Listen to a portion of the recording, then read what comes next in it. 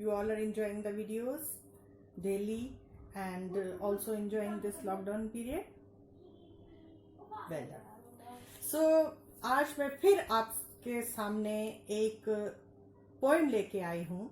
जैसे मैंने आपको प्रोज सेक्शंस की कहानियां कंटिन्यू की, पोएम्स 2 पढ़ाई हैं, आपको 3 पोएम्स पढ़ाई हैं, इसी तरह आज मैं एक और पोएम आपके साथ डिस्कस करूंगी. इसी तरह हर दिन हम सिलेबस के अकॉर्डिंगली कुछ ना कुछ आपके साथ डिस्कस करते रहेंगे. तो उसी जो हमारी पैटर्न है हमारे सिलेबस का, उसको कंटिन्यू करते हुए आज मैं आपके साथ डिस्कस करूंगी पोएम जिसका नाम है speak up, written by Faiz Ahmad Faiz. तो बेटा ये पोएम भी बहुत ज्यादा इंटरेस्टिंग और बहुत ही छोटी सी और बहुत ही प्यारी सी पोएम है.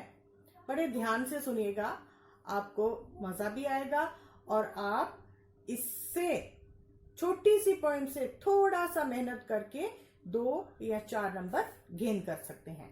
तो बेटा जो ये स्पीक अप पोएम है ये हमारे फैज अहमद फैज ने लिखी है. हमारे जो एक बड़े फेमस उर्दू पोइट थे उन्होंने लिखी है. He was born in Sialkot, Punjab. He is regarded as one of the most influential Urdu poets of 20th century. तो जो हमारे ये फैज अहमद फैज साहब थे, ये एक उर्दू शायर थे जिनको की पोइट्री में बहुत शौक था और इन्होंने बहुत सारी पोएम्स लिखी हैं. एक इनकी ये जो हमारी ये आपके सिलेबस की पोएम है, ये उनकी कलेक्शन ऑफ पोएम्स थी जिसका नाम था नक्शे फरियादी, उसमें से ली गई है, जो कि 1941 में पब्लिश हुई थी. नक्शे फरियादी 1941 में पब्लिश हुई थी और हमारे सिलेबस की ये जो पोएम है स्पीक अप उसमें से ली गई है. तो बेटा Faiz road speak up during the final phase of the British rule. जब अंग्रेजी राज्य, जो अंग्रेजों का राज्य चरम सीमा पर था, जब उनका आखिरी दौर से वो गुजर रहे थे, तब ये पोएम लिखी गई. As Faz believed in classless society, his poetry is an emblem of humanism. Faz's political beliefs and his association to the socialists really gave him a tough time, but his poetry surpassed all these challenges and is still recalled with great fervor. He lived in exile. He returned to his motherland just a few years before his death. वो jail में रहे, उन्हें गिरफ्तार किया गया और वो वापस कब रिलीज हुए? वहां से अपने डेथ के कुछ साल पहले ही, क्योंकि जो उनका पॉलिटिकल कैरियर भी था, उनको थोड़ा सा पॉलिटिक्स में भी इंटरेस्ट था, तो इस वजह से वो थोड़ा सा जैसे क्रांतिकारी टाइप, जिसे आप क्रांतिकारी बोल सकते हैं, उस टाइप की पोएम्स लिखते थे. और उनकी पोएम्स में ज्यादा ये होता था कि जो लोग हैं एक जैसी जिंदगी जिए, मतलब वो क्लासलेस सोसाइटी में बिलीव करते थे. क्लासलेस माने कि कोई भी वर्ग ना हो, कोई अमीर ना हो, कोई गरीब ना हो, कोई छोटा कोई बड़ा, इस टाइप का ना हो. तो क्लासलेस का मतलब है एक जैसी समानता. तो इसी चीज को ध्यान में रखते हुए उन्होंने ये पोएम लिखी स्पीक अप. तो स्पीक अप का मीनिंग ही क्या है? बोलना. स्पीक अप, बोलो. जैसे हम क्लास में जब कोई बच्चा नहीं बोलता है तो हम उसको ऐसे उत्साहित करते हैं, स्पीक अप बेटा, आप जब तक बोलना नहीं सीखोगे आप कैसे करोगे? तो इसी तरह हमारी इस पोएम का जो टाइटल है बहुत सूट करता है इस पोएम में. स्पीक अप माने बोलना. यहाँ पे जो फैज अहमद फैज थे पोइट इस पोएम के, उन्होंने सब लोगों को बोलने के लिए प्रेरित किया है कि आपको चुप नहीं रहना चाहिए. किसी भी किस्म का जो अत्याचार है आपको चुप रह के नहीं सहना है. तो एज यूजुअल बेटा पहले मैं पोएम पढ़ूंगी, उसके बाद मैं आपको साथ ही साथ उसका हिंदी ट्रांसलेशन भी बताऊंगी. तो let us start the poem. Speak up, for your lips are not sealed and your words are still your own. This upright body is yours. Speak while your soul is still your own. तो क्या मतलब है बच्चे? Speak up मतलब बोलो। For your lips are not seal, तुम्हारे जो होंठ हैं ये सील माने बंद नहीं है, ये सील नहीं है, अब बोलो, क्योंकि your words are still your own, शब्द भी तुम्हारे अपने हैं। दिस अपराइट बॉडी, ये जो हमारे शरीर है, ये बॉडी भी हमारी है, तुम्हारी अपनी है। पोइट जो है एड्रेस किसको कर रहा है? कॉमन मैन को, कि ये बॉडी भी तुम्हारी अपनी है, तो स्पीक, बोलो। While your soul is still your own, क्योंकि सोल माने आत्मा, ये जो आत्मा है, जो हमारे शरीर के अंदर आत्मा है, ये भी तुम्हारी अपनी है। तो यहाँ पे जो पोइट है वो हर एक इंसान को बोलने के लिए प्रेरित कर रहा है कि आपको चुप रह के कुछ भी नहीं सहना है। Let us move to the next stanza. छोटी सी पोएम है बच्चे। Look there in that smithy, it's red oven fires flames, the padlocks are already opening their mouths and each fetter is skirting around. Speak up now, for time's running out, before your body and mind fade away. Tell us, for truth is not yet dead. Speak whatever you have to say.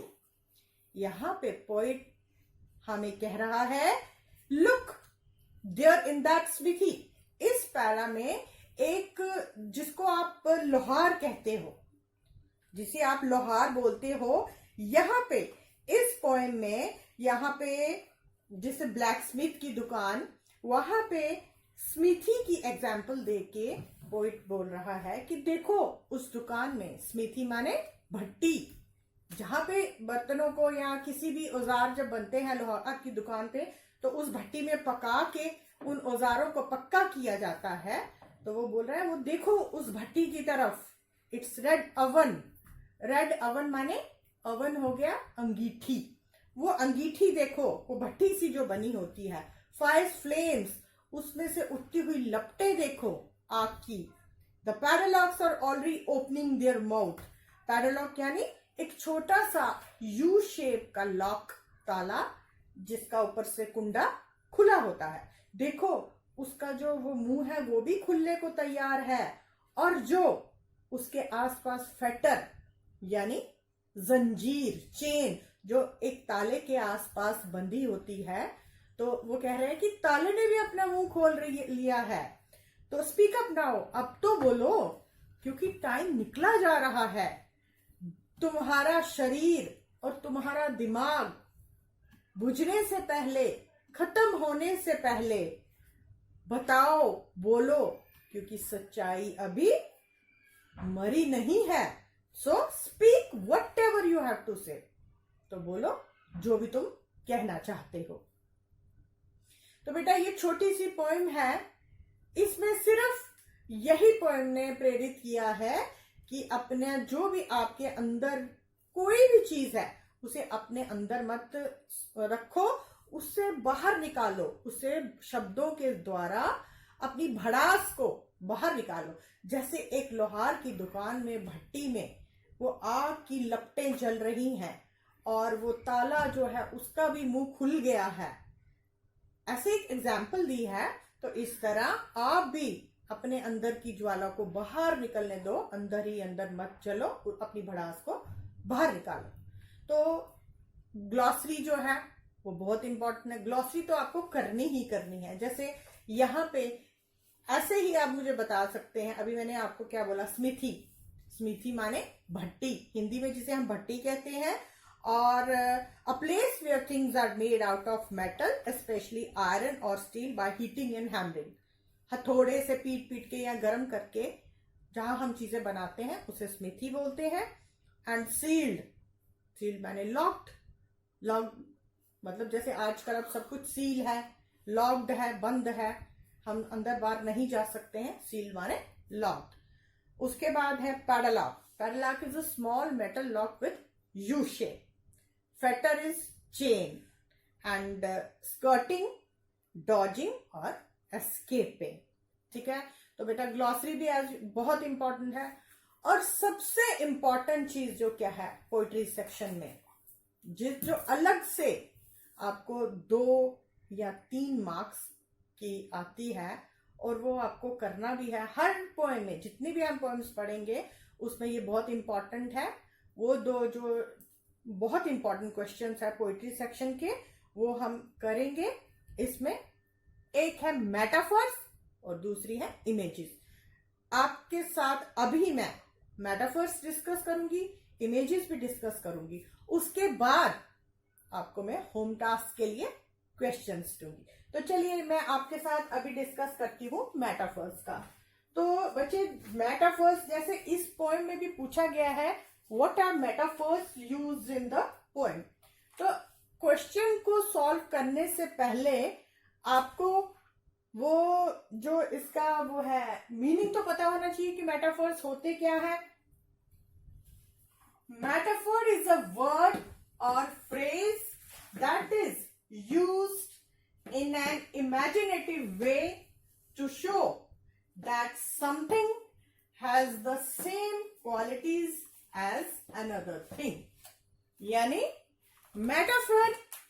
Metaphor एक उस शब्द या phrase को बोला जाता है जो कि कहां पर यूज करते हैं हम, इमेजिनेटिव वे यानी काल्पनिक तरीके से जब हम यूज करते हैं उसको किसी दूसरे चीज से कंपेयर करने के लिए या उसके जैसा बताने के लिए, तो और उसकी क्वालिटीज उसकी तरह बताने के लिए। Like for example, her work were a knife in his heart. अब जो शब्द हैं उसके शब्द उसके दिल में ऐसे हैं जैसे कि एक छुरी। अब शब्द जो है छुरी की तरह बोले गए हैं। तो छुरी का मतलब क्या होता है, जो बहुत तेज धार की होती है। तो अब शब्द ऐसे अगर हम नॉर्मल वे में लेंगे तो शब्द तो तेज होते नहीं है, लेकिन जब हम किसी को हमने उसको उकसाना होता है या उसको ज्यादा बोले, वो तो ऐसे बोल रहा है जैसे कि उसके मुख से ऐसे निकल रहा है जैसे आग बरस रही है।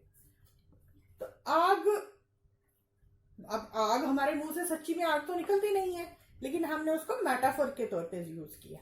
जिसे आप हिंदी में रूपक बोलते हैं, रूपक अलंकार बोलते हैं ना हिंदी में, तो इंग्लिश में हम उसे मेटाफर बोलते हैं। तो इस तरह अगर आपको इस पोएम में जैसे क्वेश्चन पूछा गया है कि what are the metaphors used in the poem, अब आप वो क्वेश्चन खुद सॉल्व करोगे। उसके बाद है images. What images does the poet draw from the blacksmith shop. अब इमेजेस उस ब्लैकस्मिथ की दुकान से क्या इमेजेस आपको मिली, तो आपको पहले पता होना चाहिए इमेजेस क्या है।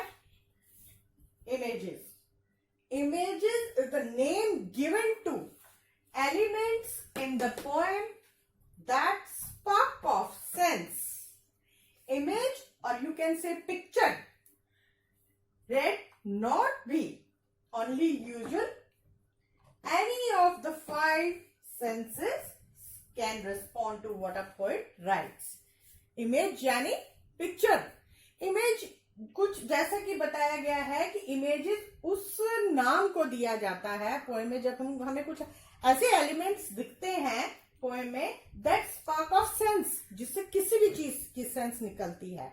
जो हमारी 5 सेंसेस है ना, ये सूंघना, महसूस करना, सुनना, देखना, इसमें से किसी भी की अगर कोई सेंस निकले, किसी इमेज या कोई पिक्चर अगर आपको उस पोएम में ऐसी लगती है तो वो इमेज होगी। ठीक है, तो जो भी पोएट उस पोएम में कहना चाह रहा है। अब जैसे यहाँ पे आपको इसमें क्या, अगर आपको ब्लैक स्मिथ की शॉप दी गई, अगर आपको ब्लैक स्मिथ की शॉप की एग्जाम्पल दी गई, तो उस पिक्चर को दिखा के पोएट क्या शो करना चाहता था। अब इस पोएम में ब्लैक स्मिथ का तो कोई काम नहीं है, लेकिन उसकी पिक्चर्स को दिखा के हमें पोएट ने ऐसा बताया कि उस भट्टी की तरह, मतलब हमारा अंदर, वो भट्टी क्या है, हमारा अंदर, और फायर फ्लेम्स क्या है, जो हमारे अंदर के जज्बात हैं, उन्हें मत दबाओ। तो अब जो जैसे इमेजरी मैंने आपको बताया, हम इमेजेस कहाँ यूज करते हैं। We use imagery to speak to our deepest feelings. जब हमें अपनी फीलिंग्स के बारे में बात करनी होती है, Joy, sorrow, love and wonder, वहां पे हम इमेजेस का इस्तेमाल करते हैं। उसके बाद टू क्रिएट अ मूड, जब हमें अपना मूड मतलब वो बनाना होता है, जहां पे कभी हमें पता चला है कि यहाँ कोई हम खुश हैं या गुस्से वाली फीलिंग है या कोई हैप्पीनेस वाली फीलिंग है, तो वहां पे इमेजेस का यूज होता है। And thirdly to emphasise certain qualities of the subject, जब हमने कुछ क्वालिटीज उस सब्जेक्ट की दिखानी होती हैं तो हम इमेजेस का यूज करते हैं। तो ठीक है बच्चे, तो इस तरह आपने ये इमेजेस और मेटाफर्स वाला क्वेश्चन जो है आपसे करना है। और बाकी जो इस पोएम के क्वेश्चन आंसर हैं वो अभी आपको स्क्रीन पे दिख जाएंगे, जो आपको एज अ होम टास्क करना है। और कोई भी प्रॉब्लम या कोई आपको किसी चीज की कमी या कोई सुजेशन अगर आप देना चाहते हैं तो आप मुझे कमेंट बॉक्स में लिख सकते हैं। Till then stay home, stay safe and stay healthy and get ready and be ready for next lecture. Thank you.